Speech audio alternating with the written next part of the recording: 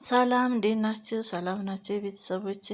እኔ እግዚአብሔር ይመስገን ሰላም ነኝ። ዛሬ ደግሞ በፍጥነት የሚደርስ ጤናማ ለልጅ ላዋቂ የሚሆን ቆንጆ ፓስታ በአትክልት ነው የምንሰራው። ቪዲዮን እስከ መጨረሻው ተከታተሉን ቤተሰቦቼ፣ አብራችሁን ቆዩ። በጣም ቀላል ቤታችን ውስጥ ባለ ግብዓት የምናዘጋጀው ቆንጆ ለልጆችም ለአዋቂም የሚመች ነው። በአትክልት አድርገን ስንሰራ ጤናማ ይሆናል። ዘይት አድርጌያለሁ። መጥበሻ ጥጄ ትንሽ ዘይት ጠብ አድርጌያለሁኝ። እዛ ሽንኩርት በቁመቱ የተከተፈ ሽንኩርት አለኝ። እሱን ጠበስ ጠበስ አደርጋለሁኝ። ሽንኩርታችንን ጠበስ ጠበስ እያደረግን ሌሎችን አትክልቶች እናዘጋጃለን ማለት ነው።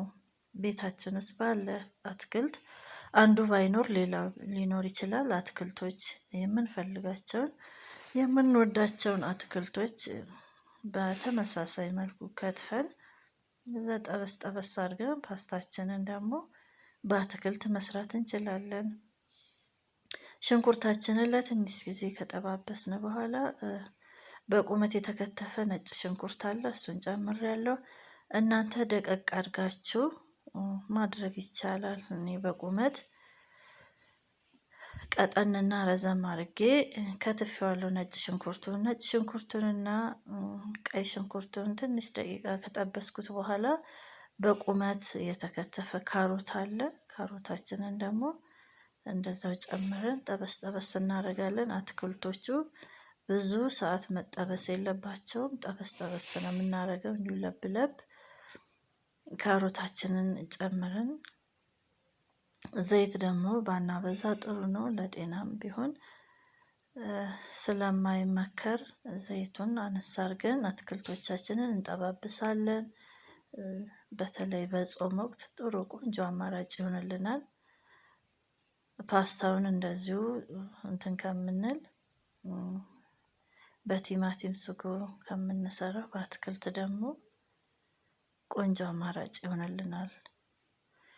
ካሮቱን ትንሽ ደቂቃ ከጠበስኩት በኋላ ደግሞ ጥቅል ጎመኑንም እንደዛው በተመሳሳይ ከትፈን እንጨምረዋለን። ጥቅል ጎመናችንንም አንድ ላይ ቀድመው ከገቡት አትክልቶች ጋር ጠበስ ጠበስ እናደርጋለን። እንዳልኳችሁ ቤታችን ውስጥ ጥቅል ጎመን ከሌለን ጥቁር ያበሻ ጎመን ይሆናል። ካሮት ከሌለ ብሮኮሊ ይሆናል። ያለንን አትክልቶች ጨምረን መጠባበስ እንችላለን። ይሄኛው ደግሞ ትንሽ የሀበሻ ጎመን፣ እሱንም በቀጭኑ ክትፍ አድርገን እንጨምራለን። ስላለኝ ጨምሬያለሁ፣ ከሌለም ችግር የለውም። ያለንን አትክልት ጨምረን መጠባበስ እንችላለን። ጣዕም መስጫ ቅጠሎችን ብንጠቀም ደግሞ ይበልጥ ቆንጆ ጣዕም ይሰጥልናል። በሶ ብላ ለማይወድ ደግሞ ሮዝመሪ፣ ጥብስ ሳር ሱሱን አድርገን ሮዝመሪ እና ጥብስ ሳር አንድ ነው። እሱን ጨምረን ቆንጆ ጣዕም መስጫ ቅጠሎችንም ጨምረን ማጣፈጥ እንችላለን። ይሄ ደግሞ አሁን የጨመርኩት ቲማቲም ነው። ፍሬው ወጥቶ የተከተፈ በቁመቱ ቀጠን አድርጌ ከተፍኩት ቲማቲም ትንሽ ጨምሬያለሁ። ለጣዕም ቆንጆ ይሆንልናል። እዚህ ጋር አፍሬጅ ጨምሬያለሁኝ። እናንተ ለዚህ ለአትክልቱ ቆንጆ ጣዕም ይሰጥልናል የምትሉትን ሮዝመሪ ፓውደሩ ካለ መጨመር ይቻላል። ቅጠሉንም ካለ ጣል አድርጎ መጥበስ ይቻላል። አትክልቶቻችንን ያሉንን አትክልቶች በዚህ መልኩ ጥብስ እናደርጋለን።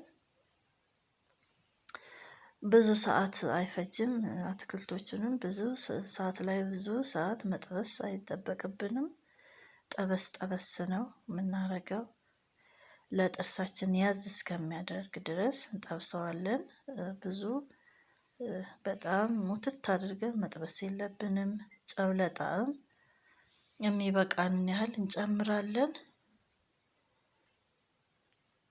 ፓስታችንን ቀቅለን አዘጋጅተናል። እሱንም እንጨምራለን ማለት ነው። አሁን ፓስታ ከሌለ መኮሮኒ፣ ፓስቲኒ ያለውን መጨመር እንችላለን። እዚህ ላይ ወይ ሩዝ ቤታችን ውስጥ ያለውን ነገር ጨምረን ማዘጋጀት እንችላለን።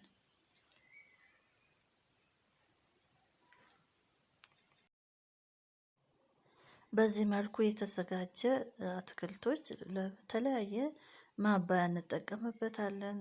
ፓስታ፣ መኮሮኒ፣ የተለያየ ቤታችን ውስጥ ያለውን ነገር ቀላቅለን ማዘጋጀት እንችላለን።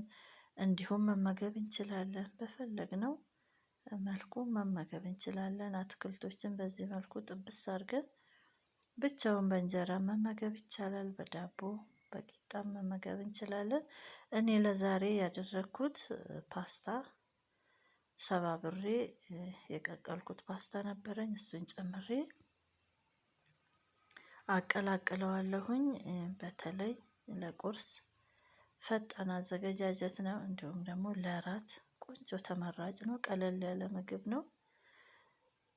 ክብደትን ለመቀነስ የሚፈልጉ ሰዎች የሚጠቀሙት የአመጋገብ ዘዴ ነው። እራት ላይ ቀለል ያለ ምግብ ተመገቡ ስለሚባል ይሄ ቆንጆ አማራጭ ይሆናል ማለት ነው። ቆንጆ ነው፣ ትወዱታላችሁ። በአትክልት ተጠብሶ የተዘጋጀ ቆንጆ የፓስታ ለምሳ፣ ለራት፣ ለቁርስ የሚሆን ለልጅ ለአዋቂ ተመራጭ የሆነው ትወዱታላችሁ። ቤተሰብ የዛሬው ቪዲዮ ይሄን ይመስላል ማለት ነው። እና አታውቁም ብዬ ሳይሆን ዛሬ የሰራሁትን ላካፍላችሁ ብዬ ነው።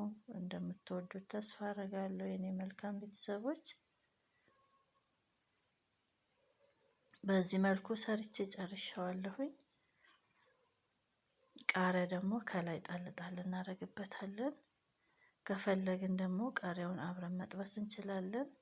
ጣዕሙ ጎልቶ እንዲወጣልን ከፈለግን፣ ለልጆች ደግሞ ከሆነ እንዲህ ከላይ ነስነስ አድርገን እንዳይፈጃቸው እንዳያቃጥላቸው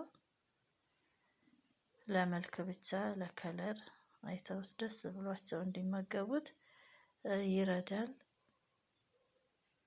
ቆንጆ አትክልት ፓስታ አዘገጃጀት ነው። በዚህ መልኩ ሰርቼ ጨርሻለሁ። የኔ መልካም ቤተሰቦች እስካሁን አብራችሁኝ ስለነበራችሁ ከልብ አመሰግናለሁ። እግዚአብሔር ይስጥልኝ። ቻው